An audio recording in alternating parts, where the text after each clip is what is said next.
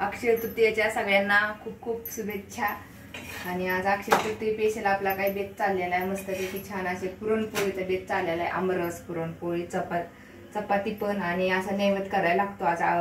अक्षय तृतीयेला माणसांना जेवू घालतात असं पित्रासारखं, पण आज पुरणपोळी असते आणि ह्याच्यावरती सगळं नैवेद्य भरायचा आणि ठेवायचा, पाहुणा एक जीव घालायचा।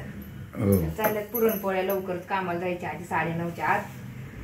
8 वाजलेत आता, तर 8:30 पर्यंत पाहुणा इथे जीवन जायला लागते। कसे कसं बी कामाला जाणार इथं गरमागरम आता मस्त अशा पोळ्या, अशा गबगबीत छान अशा आहे पा,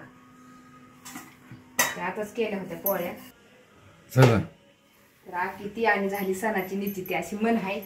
तर 3:30 मुहूर्तापैकी एक मुहूर्त असतो आज शुभ, म्हणजे कुणाला काय बिझनेस चालू करायचा आहे, कुणाचं नवीन गाडी घ्यायची, परत काय एक वर्षाची पूजा वगैरे, हे कुणाला सोनं नाणं करायचंय, ते अक्षय तृतीय 3:30 मुहूर्तापैकी एक मुहूर्त असतो, म्हणजे मुहूर्त बघायला लागत नाही, असे अक्षय तृतीयेचं महत्व आहे।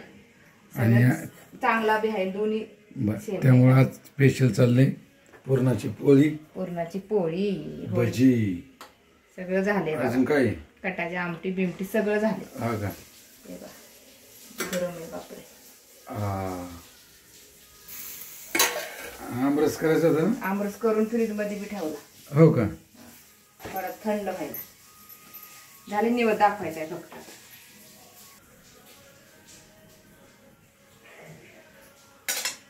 चला आज येणार पाहुणा जेवायला, त्यामुळं पुरणाची पोळी बघा कशी मस्तपैकी गबगबीत अशी फुगलेली आहे।